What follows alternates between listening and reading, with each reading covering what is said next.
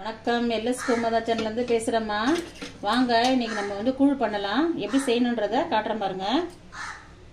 அதுக்கு தேவையான பொருள் பாருங்கள். நான் 1.5 டம்ளர் கேழ்வரகு மாவு எடுத்து வச்சுருக்கேம்மா. அதில் வந்து ஒரு 1/2 டம்ளர் அரிசி எடுத்து வச்சுருக்கேன். பச்சரிசி நொய்யாக இருந்தாலும் போட்டுக்கலாம், அரிசியாக இருந்தாலும் போட்டுக்கலாம். நான் இப்போ மாவு மட்டும் கரைச்சி வச்சுட்றேன். காலையில் கரைச்சி வச்சிங்கன்னா நைட்டு காசலாம். 1.5 டம்ளர் மாவு நான் அதில் போட்டுறேன். போட்டுட்டு பாருங்க. இது 1 லிட்டர் தண்ணி. நான் எவ்வளோ தேவையோ அவ்வளோ கரைச்சிக்கிறேன். 1 லிட்டர் தண்ணி மாதிரி 1 லிட்டர் பிடிக்கும். இது முதல்ல கொஞ்சமாக ஊற்றி முதல்ல அதை கட்டி இல்லாமல் கரைச்சிடுங்க. அதுக்கப்புறம் நம்ம எவ்வளோ தண்ணி வேணுமோ ஊற்றிக்கலாம்.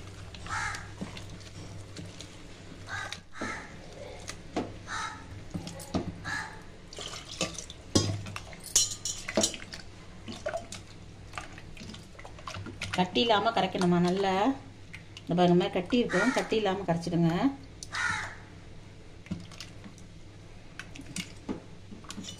இந்த மிஷினில் அரைச்சிட்டு மாமா கேழ்வரகு மிக்ஸியில் அரைச்சா சரிப்பட்டு வராதுமா.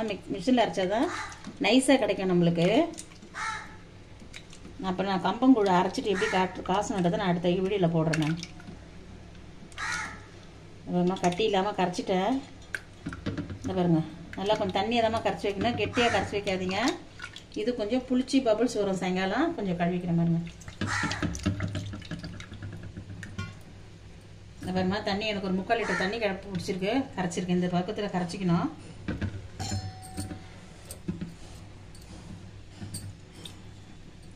தண்ணி கூட ஆயிடுச்சுன்னா கூட பயப்பட வேண்டாமா. நம்ம வந்து கரைக்க சொல்ல நம்ம தண்ணி ஊற்றி கரைச்சி தான் ஊற்றுவோம்.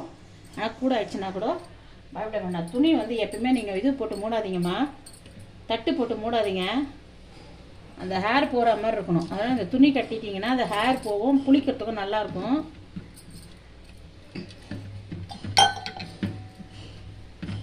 இப்படி கட்டி நீங்கள் அப்படியே சும்மா ஒரு தட்டு போட்டு காற்று வட்டமாக இருக்கிற மாதிரியே வைக்கணுமா. நான் அந்த ஜல்லை போட்டு வச்சுருந்தேன். ஜல்லடை உங்கள்கிட்ட ஏதாவது இருந்தால் இப்போ தட்டு போடுறது வந்து இப்படி போட்டு மூடுங்க. ஃபுல்லாக மூடிடாதீங்க. மூடினா மாதிரி இப்படி போடு. நான் ஜல்லடை இருக்கும், நான் இப்படி வச்சுறேன். நான் வச்சுன்னா நான் காய்ச்ச சொல்ல காட்டுறேன். காலையில் கரைச்சி வச்சுருக்கேம்மா. சாயங்காலம் தான் நான் கூழ் காய்ச்ச போகிறேன். நான் காய்ச்ச சொல்ல உங்களுக்கு காட்டுறேன். நான் இதில் வந்து இதை பாருங்க, 1/2 டம்ளர் தான் எடுத்திருக்கேன். நம்ம தேவைக்கு போட்டுக்கலாமா, கூட வேணாலும் போட்டுக்கலாம், குறைச்சும் போட்டுக்கலாம். நான் கொஞ்சம் கம்மியாக தான் போட்டிருக்கேன். 1/2 டம்ளர் போட்டிருக்கேன். நான் போட சொல்ல எப்படி போடுறேன்றதை காட்டுறேன். கூழுக்கு வந்து இதில் வந்து 1/2 சொம்பு தண்ணி ஊற்றிருக்கேம்மா. அதில் வேணும்னா கூட நம்ம அப்புறம் ஊற்றிக்கலாம். நொய் வேகணும், அதனால் நான் அரிசி தான் போட்டிருக்கேன், நொய் போடல. பாருங்க, அரிசி தான் கழுவி வச்சுருக்கேன், பச்சரிசி. இது கொதிக்கிட்டோம். கொதிச்சோன்னா நம்ம அரிசி போடலாம். அவ்வளோ கொதிச்சிருச்சு. நீங்கள் வந்து குக்கரில் போடுறதா இருந்தால் தண்ணி வந்து 1 டம்ளருக்கு 4 டம்ளர் தண்ணி வச்சு குக்கரில் சாத தண்ணிக்கு வேக வச்சுட்டு கூட பண்ணலாமா. உங்களுக்கு ஈஸியாக இருக்கும்.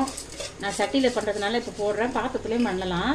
குக்கரில் பண்ணுறதுன்னா இந்த அரிசியை போட்டுட்டு 1 டம்ளருக்கு 4 டம்ளர் தண்ணி வச்சுட்டு வேக வச்சுருங்க. வேக வச்சுட்டு அதுக்கப்புறம் நம்ம மாவு ஊற்றிக்கிறதுக்கு சுடுதண்ணி வச்சு கூட நம்ம ஊற்றிக்கலாம். பத்தலைன்னா வேகட்டோமா.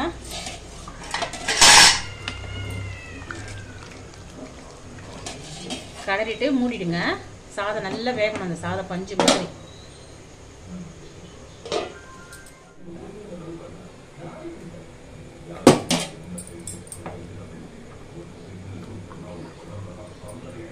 இன்னும் கொஞ்சம் வேகட்டோமா. நல்லா பஞ்சு மாதிரி ஆயிட்டோம்னா மாவு ஊற்றணும்னா கஞ்சி செம்ம டேஸ்டாக இருக்கும். இன்னும் கொஞ்சம் வேகட்டும்.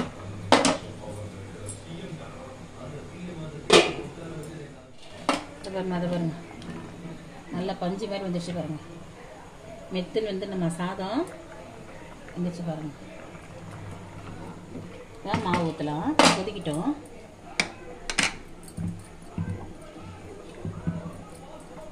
இந்த புளிச்சு வந்துருக்கு பார்த்தீங்களா. இப்போ வெயில் காலன்றதுனா காலையில் கரைச்சிட்டு மதியானம் இப்போ நைட்டு காசுறோமா. நீங்கள் வந்து இந்த கிளைமேட்டு கொஞ்சம் கூலிங் கிளைமேட்டாக இருந்துச்சுன்னா முன்ன நைட்டே கூட நீங்கள் கரைச்சி வச்சிடலாம். பாருங்க பாருங்க, இதில் ஊற்றுறேன். கலக்கிக்கிட்டே ஊற்றுங்கம்மா. எல்லாம் கட்டி கட்டி ஆகிடும். கலக்கிக்கிட்டே ஊற்றுங்க. இதில் கொஞ்சோண்டு நல்லா தண்ணி ஊற்றி மாவு வேகணும். கொஞ்சம் தலை தான் இருக்கணும். அப்புறம் நல்லா இறுக்கிடும். கொஞ்சம் இது நல்லா கொதிக்கிற வரைக்கும் ஃபாஸ்ட்டில் இருக்கட்டோமா. அப்புறம் நல்லா கிளறிட்டு இந்த தண்ணியெல்லாம் இழுத்துக்கணும்னா சிம்மில் வச்சிடலாம். பாருங்க, இதில் உப்பு எதுவும் போடக்கூடாதுமா. காலையில் கரைக்க சொல்ல தான் நம்ம உப்பு போடணும். எதுவுமே போடக்கூடாது. நல்லா மாவு மட்டும் நல்லா வேகணும். உங்களுக்கு பாருங்க, மாவு மட்டும் நல்லா வேகணும். கட்டி கட்டி இல்லாமல் நல்லா கலரிக்கிட்டே இருங்க. கலரிக்கிட்டே இருந்தீங்கன்னா அதை கட்டி தட்டாது உங்களுக்கு. நல்லா கொதிக்கணும், தலைன்னு கொதிக்கணும் பாருங்க. இப்போ இன்னும் கூட கொஞ்சம் தண்ணி ஊற்றுறேன். தண்ணி கொஞ்சம் கம்மியாக இருக்குது. நான் இன்னும் கூட கொஞ்சம் தண்ணி ஊற்றுறேன். மாவு வேகணும் இல்லைங்களா, அதனால.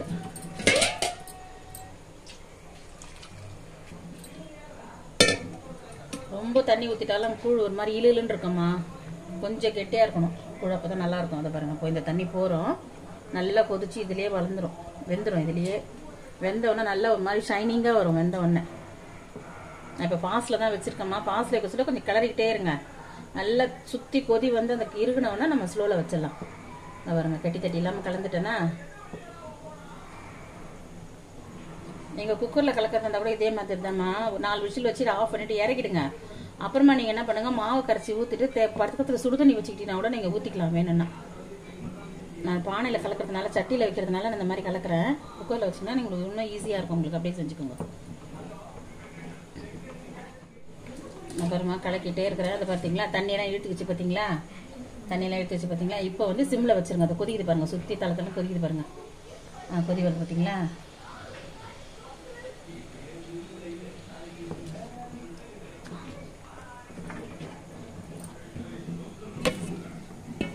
இப்போ வந்து சிம்மில் வச்சுட்டு ஒரு 2 நிமிஷம் மூடுறேம்மா. சிம்மில் வச்சிடுறேன். சிம்மில் வச்சுட்டு 2 நிமிஷம் மூடுறேன். மூடிட்டு உங்களுக்கு வெந்தோடனே காட்டுறேன் பாருங்கள். 2 நிமிஷம் மூடுறேன், வேகட்டும். அடி பிடிச்சிடமா கொஞ்சம் பார்த்து பண்ணுங்க. சிம்மில் வச்சுட்டேன், நான் சிம்மில் வச்சுட்டு மூடியிருக்கேன். இந்த பாருமா கலக்கிட்டு, இந்த பாருங்க இப்படி தொட்டிங்கன்னா ஒட்டக்கூடாது கையில். கொஞ்சம் ஒட்டுது பார்த்தீங்களா, இன்னும் கொஞ்சம் வேகணும்.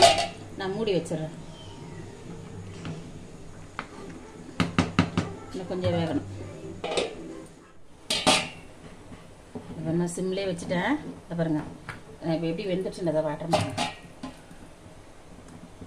ஒட்டலை பார்த்தீங்களா, இதுதான் பக்கம். உள்ளே இருந்து எடுத்து தண்ணி தொட்டு இப்படி தட்டினீங்கன்னா ஒட்டலை பாருங்கள், வெந்துருச்சு. அப்படியே இறக்கி மூடி வச்சிடலாம். காலையில் கரைச்சிட்டு காட்டுறேன் உங்களுக்கு. நான் மரக்கண்டு ஏற்கனவே உள்ளே போட்டுட்டேம்மா. நீங்கள் சில்வர் கண்டு இருந்ததுன்னா எடுத்துருங்க வெளியில், ஏன்னா சூடு ஏறிடும், கலர முடியாது உங்களால். ஆஃப் பண்ணிடுறேன்.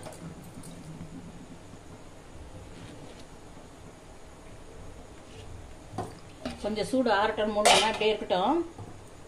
நைட்டு படுக்க சொல்ல மூடிட்டு படுத்துடும்.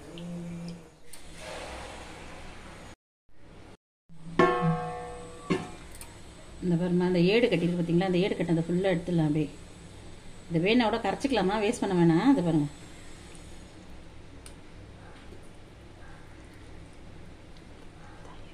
பாருங்க. வந்து நான் கொஞ்சம் எடுத்து வச்சுட்டு நான் மிச்சத்தை கரைக்க போகிறேன். நம்ம ஃப்ரிட்ஜில் வச்சுட்டிங்கன்னா உங்களுக்கு நாளைக்கு 2 நாள் 3 நாள் நல்லா இருக்குமா, வேணும்னா கரைச்சிக்கலாம். நீங்கள் நான் எடுத்து வச்சுட்டேன். இது வரைக்கும் நான் கரைக்கிறேன். எடுத்து வச்சுட்டேன். நான் தேவையான அளவு வரைக்கும் கரைச்சிக்கிறேன். நீங்கள் அதை ஃப்ரிட்ஜில் வச்சு கூட நீங்கள் 2 நாள் 3 நாள் யூஸ் பண்ணிக்கலாமா. கரைச்சி வைக்காதீங்க, கரைச்சி வச்சா நல்லா இருக்காது. கெட்டி கூழ் வச்சுட்டிங்கன்னா உங்களுக்கு எப்போ வேணுமா அப்போ கரைச்சிக்கலாம். இப்போ நம்ம உப்பு போட்டு 1 ஸ்பூன் உப்பு போடுறோமா. உப்பு போட்டு முதல்ல நல்லா வந்து கொஞ்சம் தண்ணி ஊற்றி கொஞ்சமாக ஊற்றி கரைச்சிடுங்க. அதுக்கப்புறம் நம்ம தண்ணி ஊற்றிக்கலாம். அந்த கட்டி இல்லாமல் முதல்ல கரைக்கணும். கூழ் கரைக்கிறதும் ஒரு இது இருக்குதுமா, நல்லா அடிச்சு கரைக்கணும்னு சொல்லுவாங்க. அதை பாருங்கள், அந்த இதுவெல்லாம் இல்லாத, உண்டல் உடைச்சல் இல்லாத கரைச்சிடணும் முதல்ல. அப்புறமா தான் நம்ம தண்ணி ஊற்றணும். கொஞ்சமாக தண்ணி ஊற்றி அந்த உண்டல் உடைச்சல் இல்லாமல் கரைச்சிடணும். கிட்டிக்கிட்டே இருக்கக்கூடாது கூழ்.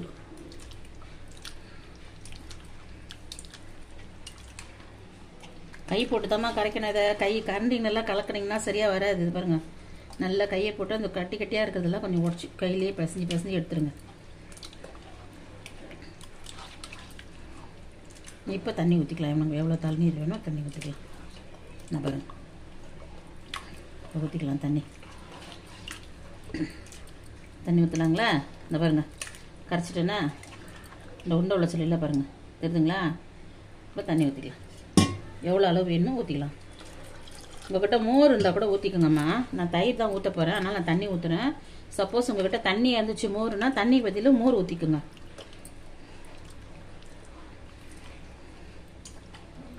நம்ம கரைச்சிட்டேன்.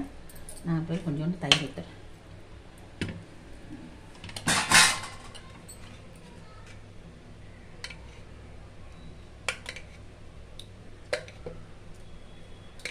தயிரில் நம்ம வேண்டிய அளவு ஊற்றிக்கலாமா.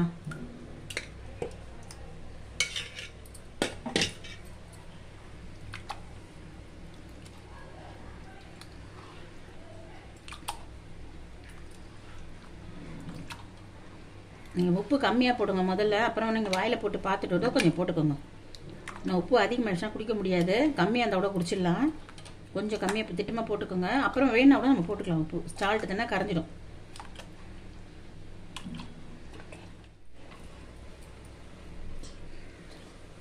அப்புறமா கரைச்சிட்டு உங்களுக்கு வேணும் தண்ணியை வேணும்னா நீங்கள் தண்ணி ஊற்றிக்கலாம்.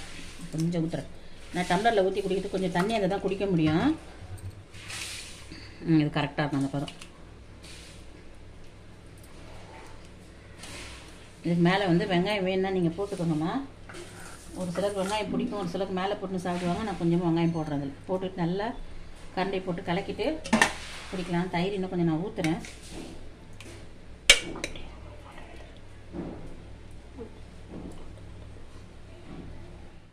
இந்த கூழ்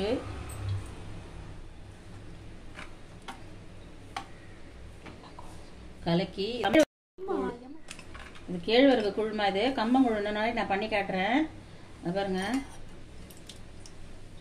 இந்த வெயிலுக்கு அவ்வளோ நல்லதுமா. காய்ச்சி வச்சிட்டிங்கன்னா ஒரு 2 நாளைக்கு 3 நாளைக்கு யூஸ் பண்ணிக்கலாம். ஒரு நாளைக்கு செஞ்சிட்டிங்கன்னா.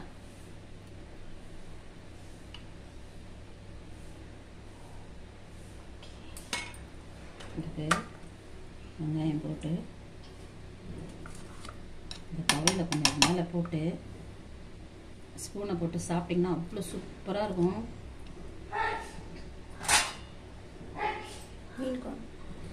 அவங்க எங்கள் வீட்டில் இன்றைக்கி கேழ்வரகு கூழ், அதுக்கு தொட்டுக்க வந்து வேர்க்கடலை வச்சு ஒரு துவையல் அரைச்சிருக்கேன்.